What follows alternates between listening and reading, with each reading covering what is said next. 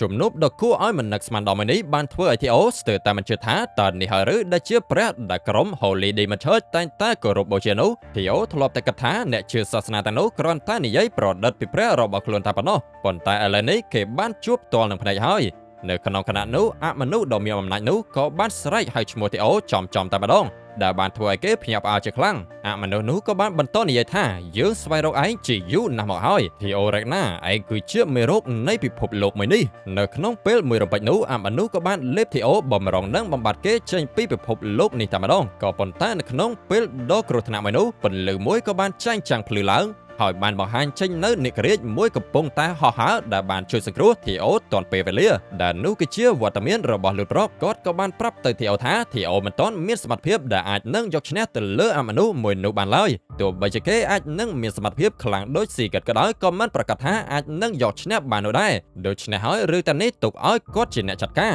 នៅក្នុងមួយពព្រិចភ្នែក TO ក៏បានវិលត្រឡប់មកកាន់ពេលវេលាបច្ចុប្បន្នវិញដែលរាងកាយរបស់គេកំពុងតែញ័រតទ្រើកពេញប្រាណតែម្ដង TO ស្ទើរតែមិនជឿតតែសោះថាអមនុស្សដ៏មានអំណាចដ៏អស្ចារ្យមួយនោះដែលខ្លួនទើបតែបានឃើញគឺជាសត្រូវរបស់លូតប្រកដែលបានតទល់រហូតមកដល់សពថ្ងៃនេះនៅក្បែរនោះផងដែរបបចិត្តលហិតក៏កើតទុកមិនសុខចិត្តព្រោះតែខ្លួនបានលះបង់អ្វីៗគ្រប់យ៉ាងនៅក្នុងជីវិតក៏ប៉ុន្តែមិនដែលមានឱកាសជួបផ្ទាល់ជាមួយនឹងព្រះរបស់ខ្លួននៅឡើយហើយអ្វីបានជា TO អាចនឹងជួបផ្ទាល់បានដូច្នេះទៅវិញមិនទាន់បានប៉ុន្មានផង TO ក៏បានសម្លាប់បបចិត្តម្នាក់នោះចោលភ្លាមនៅនឹងកន្លែងហើយក៏បានពោលថាគេមិនត្រូវការព្រះដូចជាអ្វីដែលគេបានឃើញអំបញ្ញមិញនោះទេនៅក្នុងពេលនេះ TO យល់កាន់តែច្បាស់ហើយថាព្រះដែលក្រុម Holy Demon Church គោរពនោះគឺជាស្ដេចបិសាចអត់ឈ្មោះដែលលូតប្រកតែងតែប្រាប់ទេតាហើយនៅក្នុងពេលនេះលូតប្រកបានបាត់បង់បេះដូងរបស់ខ្លួនហើយដូច្នេះហើយគាត់នឹងមិនអាចរស់នៅបានលើសពី3ឆ្នាំទៅមុខទៀតនោះទេក្នុងរយៈពេល5ឆ្នាំខាងមុខសង្គ្រាមខ្នាតធំក៏នឹងកើតឡើងហើយការស្លាប់នៃបុគ្គលសំខាន់ជាច្រើន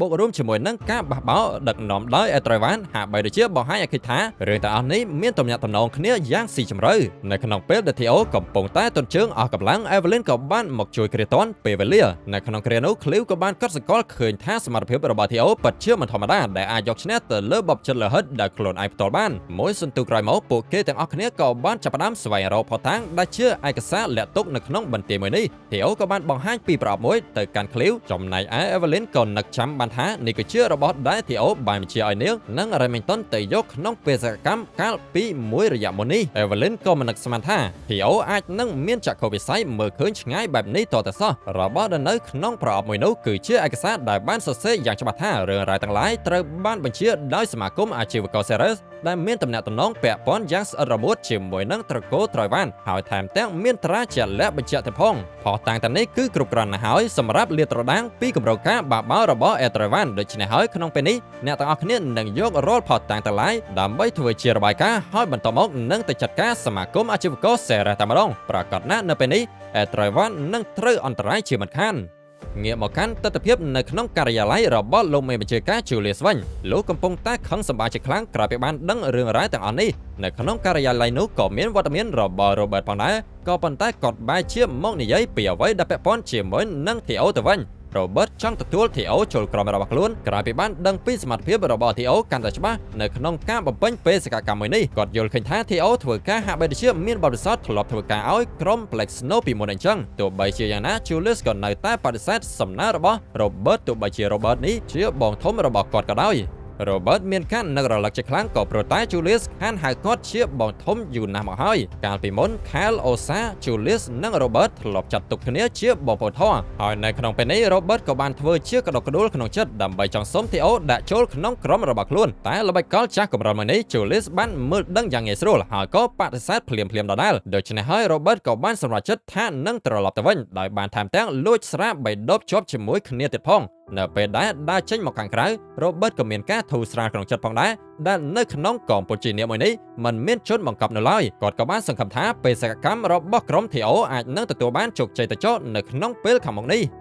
ប៉ុន្មានថ្ងៃក្រោយមកនៅឯវិហារអាពាហ៍ពិពាហ៍សមាគមអាជីវករ Ceres កំពុងតែរៀបចំកម្មវិធីមួយយ៉ាងអធិកអធមនៅទីនោះផងដែរ Navan Bachers ដែលជាកូនទី2នៃប៉ា Bachers កំពុងតែណែនាំខ្លួនចំពោះ Quadrak Ceres ដែលជាម្ចាស់នៃសមាគមអាជីវករ Ceres មួយនេះ Quadrak បានរៀបចំឲ្យកូនស្រីរបស់ខ្លួនរៀបការដើម្បីចងសម្ព័ន្ធមេត្រីភាពជាមួយនឹងប៉ា Bachers Quadrak ក៏គិតថាគម្រោងការរបស់គេគឺចិត្តបានសម្រេចហើយនៅពេលខាងមុខដ៏ខ្លីនេះគេនឹងមានកេរ្តិ៍ឈ្មោះជាអភិជនកម្រិតកំពូលជាមិនខានហើយផែនការសងសឹកត្រកូលរ៉េកណាគឺចិត្តបានមកដល់ហើយនៅក្នុងកម្មវិធីនោះមេប៉ារបស់ត្រកូល Bachers ពិតជាមានការខឹងសម្បាច់ជាខ្លាំងដែលអាជីវករដូចជា Quadrak Ceres នេះហ៊ានយកឈ្មោះរបស់ខ្លួនឯងលាយឡំជាមួយនឹងឈ្មោះត្រកូល Bachers ក៏ប៉ុន្តែទោះបីជាយ៉ាងណាគាត់ហាក់បីដូចជាគ្មានជំរឿមានតែទ្រាំព្រោះមង្គលការមួយនេះគឺជាជំរឿមួយគត់ក្នុងការជួយស្រោចស្រង់ត្រកូល Bachers ហើយណាមួយ Navan Bachers នេះគ្រាន់តែជាកូនឥតខានស្លាមួយរូបតែប៉ុណ្ណោះចំណែកឯ Navan វិញក៏អាចមានអារម្មណ៍ដឹងពីកំណត់អាក្រក់របស់សមាជិកបកខ្លួនឯងផងដែរដែលហាក់បីដូចជាមិនបានលាក់កំបាំងប៉ុន្មាននោះទេហើយក៏ឆ្ងល់ផងដែរថាហេតុអ្វីបានជាពួកគេល្ងងដោយគិតថាពួកអាជីវករទាំងនេះនឹងជួយត្រកូល Bachers ពិតមែនក៏ប៉ុន្តែ Navan ក៏យល់ថាខ្លួនគេក៏មិនមានជីវិតរស់នៅបានយូរប៉ុន្មានដែរដូច្នេះហើយគេក៏មិនខ្វល់ប៉ុន្មាននោះឡើយហើយគេក៏បានបដិញ្ញាចិត្តថានឹងនាំត្រកូល Bachers របស់ខ្លួនដែលតែងតែមើងងាយគេនោះទៅនរកជាមួយគ្នាតែម្ដងនៅក្នុងពេលនោះ Navan ក៏បានចាប់ផ្ដើមហុចដៃរបស់ខ្លួនដើម្បីទទួលកូនស្រីរបស់ Quadrak ហើយក៏បានសន្យាថាគេនឹងធ្វើអ្វីគ្រប់យ៉ាងដើម្បីនាងក៏ប៉ុន្តែឆ្លៀតពេលនោះនាងក៏បាននិយាយថាតើនេះគឺជាការពិតមែនទេ Navan ក៏បានឆ្លើយតបមកវិញថានេះគឺជាការពិតមែនបើនាងចង់បានអ្វីត្រកូល Bachers ពួកយើងនឹងខំប្រឹងសម្រេចឲ្យទោះបីជាត្រូវយកត្រាប្រចាំត្រកូល Bachers ឲ្យក៏ដោយបន្ទាប់ពីបានលើហើយ Lily ដែលជាកូនក្រមុំនោះក៏បានបង្ហាញស្នាមដំណៅលើដៃរបស់ខ្លួនឬក៏បានស្រែកថា Theo Regna បានធ្វើឲ្យនាងមានរបួសយ៉ាងដូចនេះហើយតើលោកនឹងអាចយកក្បាលរបស់គេមកឲ្យខ្ញុំបានទេ Navan យល់ថានាងម្នាក់នេះហ៊ានស្នើសុំទង្វើឃាតកម្មចំពោះសមាជិកគ្រួសារធំរ៉េកណាជាសាធារណៈផងនាងប្រកាសជាមិនសូវស្រួលក្នុងខួរក្បាលប៉ុន្មានទេមកទៅឆ្លៀតពេលនោះ Quadrak ក៏បានខ្សឹបប្រាប់កូនស្រីរបស់គាត់ថាមិនត្រូវនិយាយរឿងទាំងនេះជាសាធារណៈនោះទេក៏ប៉ុន្តែអ្វីមួយដែលគួរឲ្យភ្ញាក់ផ្អើលនៅពេលនោះគឺ Navan បែរជាយល់ព្រមទៅលើសំណើមួយនោះដោយមិនមានការតាក់ទើតទៅសោះ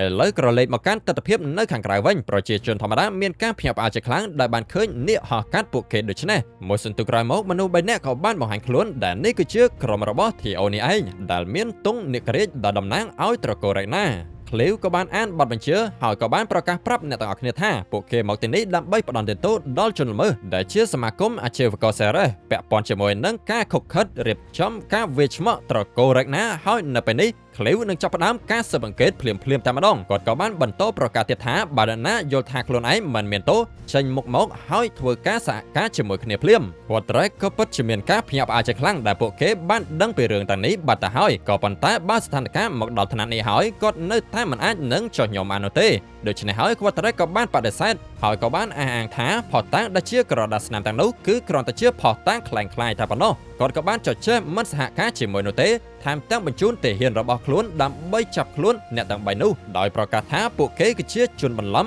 មុខជាត្រកូលរ៉េកណាតែប៉ុណ្ណោះចំណែកឯមេប៉ារបស់ត្រកូល Bachers វិញក៏មានការភ្ញាក់ផ្អើលជាខ្លាំងផងដែរព្រោះគាត់យល់ថាគួរតែសហការជាមួយនឹងអ្នកទាំងនោះទៅល្អជាងក៏ប៉ុន្តែទោះបីជាយ៉ាងណា Quadrak ក៏នៅតែបដិសេធយ៉ាងដាច់អហង្ការទៅលើរឿងនេះហើយក៏បានប្រកាសទៀតថារឿងមកដល់ដំណាក់កាលនេះហើយបើមិនចាត់ការបែបនេះនោះទេអ្នកទាំងអស់គ្នាដែលនៅទីនេះប្រកាសជានឹងត្រូវទទួលទោសក្បត់ជាមិនខានហើយប្រកាសណាស់នឹងមិនមានផ្លូវចេញទៀតនោះទេអ្វីមួយដែលសំខាន់ទៀតនោះគឺបើ Ceres រលាយ Bachers ក៏ត្រូវរលាយជាមួយនឹងគ្នាផងដែរ Quadrak ក៏នៅតែអះអាងថាបើពួកគេពិតជាជឿជាក់ថាមានផុសតាំងគ្រប់គ្រាន់ពិតមែនពួកគេប្រកាសជាលើកទ័ពមកពីពេញមេឃបាត់ទៅហើយមិនមែនបញ្ជូនត្រឹមតែ3នាក់នេះនោះទេដូច្នេះហើយបើពួកយើងបង្ក្រាបអ្នកទាំង3អ្នកនេះបានរឿងរ៉ាវទាំងឡាយប្រកាសជានឹងស្ងប់ស្ងាត់ជាមិនខាននៅក្នុងពេលនោះផងដែរ Navan ក៏បានបង្ហាញខ្លួនឡើងដោយនិយាយថាបើមើលទៅស្ថានភាពនេះហាក់បីដូចជាមិនសូវល្អសោះចំពោះអ្នកទាំងអស់គ្នា Navan ក៏បាននិយាយទៀតថាឱកាសដែលត្រកូល Bachers ជូនអំណោយមង្គលការចំពោះ Ceres បានមកដល់ហើយនៅក្នុងគណៈនោះផងដែរ Navan ក៏បានផ្លាស់ទីយ៉ាងលឿនចេញពីអគារដើម្បីស្ទុះទៅរកគ្នារបស់ Theo តែម្ដង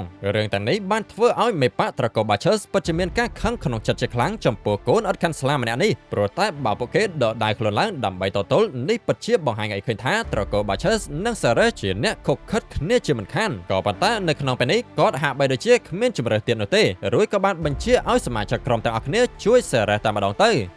បកមកកាន់ស្ថានភាពនៅខាងមុខផ្លូវធំវិញក្រុមរបស់ Theo កំពុងតែប្រឈមមុខជាមួយនឹងទាហានរបស់ Ceres ជាច្រើនអ្នក ឃ្លាវក៏បានប្រមានឲ្យអ្នកទាំងអស់គ្នាបានដឹងថាបើមិនបើកផ្លូវនោះទេពួកគេនឹងមិនទុកជីវិតឲ្យនោះទេនៅក្នុងពេលដ៏តានទាំងមួយនោះណាវ៉ាន់ក៏បានធ្វើចលនាយ៉ាងលឿនហើយក៏បានបង្ហាញខ្លួននៅខាងក្រោយឃ្លាវតែម្ដងរួចក៏បានឌឺដងថាសមាជិកត្រកូលរ៉េណាពិតជាចូលចិត្តហាមាត់និយាយថាសម្លាប់មនុស្សពិតមែនការបង្ហាញខ្លួនដែលមិននឹកស្មានដល់មួយនេះពិតជាបានធ្វើឲ្យមនុស្សគ្រប់គ្នាមានការភ្ញាក់ផ្អើលជាខ្លាំងនៅក្នុងគណៈនោះណាវ៉ាន់ក៏បានបើកការវាយប្រហារភ្លាមៗរួចក៏បាននិយាយទៀតថាគេមានកិត្តិយសណាស់ដែលបានជួបនឹងអ្នកគុណនិយមត្រកូលរ៉េណាហើយជាពិសេសទៀតនោះគឺធីអូតែម្ដងចំណែកឯធីអូវិញក៏បានដឹងភ្លាមៗថាម្នាក់នេះជាអ្នកណាព្រោះថានៅសម័យសង្គ្រាមធំអ្នកគុណនិយមម្នាក់ដែលមានចលនាលេចធ្លោបំផុតរបស់សារ៉េសរួមដៃគ្នាជាមួយនឹងត្រៃវ៉ាន់បានធ្វើឲ្យមានការវឹកវរជាខ្លាំងចំពោះត្រកូលរ៉េណាដែលមនុស្សគ្រប់គ្នាតែងតែហៅគេថាដៅខ្មោចណាវ៉ាន់នៅក្នុងពេលនេះណាវ៉ាន់ក៏បានប្រកាសយ៉ាងក្តែងក្តែងថាគេនឹងយកក្បាលរបស់ធីអូឲ្យតទៅបាន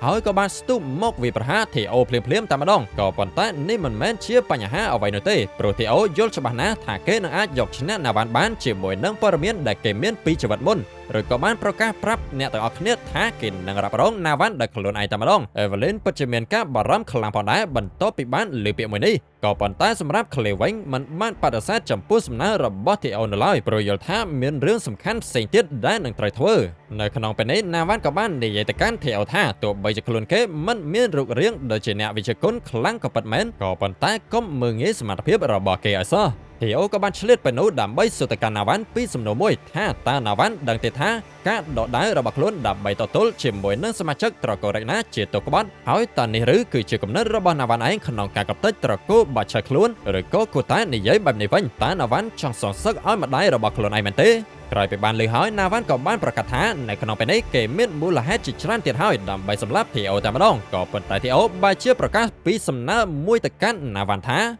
ាគេនឹងជួយណាវ៉ាន់ក្នុងការសងសឹកហើយថែមទាំងជួយបំផ្លាញត្រកូលបាឆឺសឲ្យទៀតផងឥឡូវមកស្គាល់ពីណាវ៉ាន់បាឆឺសឲ្យកាន់តែច្បាស់តាមពិតទៅគេមានសមត្ថភាពជាអ្នកកណ្ដាលដ៏ខ្លាំងបំផុតនៃត្រកូលបាឆឺសក៏ប៉ុន្តែណាវ៉ាន់មិនត្រូវបានអ្នកណាទទួលស្គាល់ម្នាក់ឡើយក៏ព្រោះតែគេជាកូនឥតខាន់ស្លាហើយសមត្ថភាពដ៏វិសេសវិសាលនេះឯងក៏ជាមូលហេតុមួយដែលនាំឲ្យម្ដាយរបស់គេត្រូវបានគេសម្លាប់ធីអូយល់ច្បាស់ថាដោយសារតែមូលហេតុតែនេះហើយទើបបានជាណាវ៉ាន់មានគំនិតគុំគួនយ៉ាងជ្រាលជ្រៅជាមួយនឹងបាក់បាឆឺសហើយធីអូមានបំណងចង់ប្រើលេសមួយនេះដើម្បីអូសទាញឲ្យគេចូលរួមជាមួយនឹងក្រុមរបស់ខ្លួនវិញណាវ៉ាន់ក៏បានឆ្លើយតបមកវិញថាគេមិនដឹងថាធីអូទទួលព័ត៌មានតាក់ទងនឹងម្ដាយរបស់គេដោយរបៀបណានោះទេក៏ប៉ុន្តែរឿងដែលនឹងកើតឡើងនៅពេលនេះគឺគេនឹងសម្លាប់ធីអូឲ្យតទៅបានបន្ទាប់ពីបាននិយាយចប់ហើយណាវ៉ាន់ក៏បានស្ទុះចូលវាប្រហារយ៉ាងលឿនរួចគេក៏បានប្រកាសម្ដងទៀតថាគេគ្មានមូលហេតុអ្វីដែលត្រូវឯកភាពទៅលើសំណើរបស់ធីអូនៅឡើយព្រោះតែទោះបីជាគេមិនរួមដៃជាមួយធីអូក៏ដោយត្រកូលបាឆឺសក៏នឹងត្រូវរលាយដែរដោយសារតែទុកក្បត់ចំណែកឯធីអូវិញក៏មិនបដិសេធឡើយហើយក៏បន្ថែមទៀតថាត្រកូលបាឆឺសនឹងត្រូវរលាយជាមួយនឹងណាវ៉ាន់ដូចគ្នាណាវ៉ាន់ក៏បានឆ្លើយតបមកវិញទៀតថាកុំបារម្ភពីរឿងនេះអីព្រោះគេគ្មានហេតុផលអ្វីដែលនឹងត្រូវរួមបន្តទៀតនោះទេប៉ុន្តែ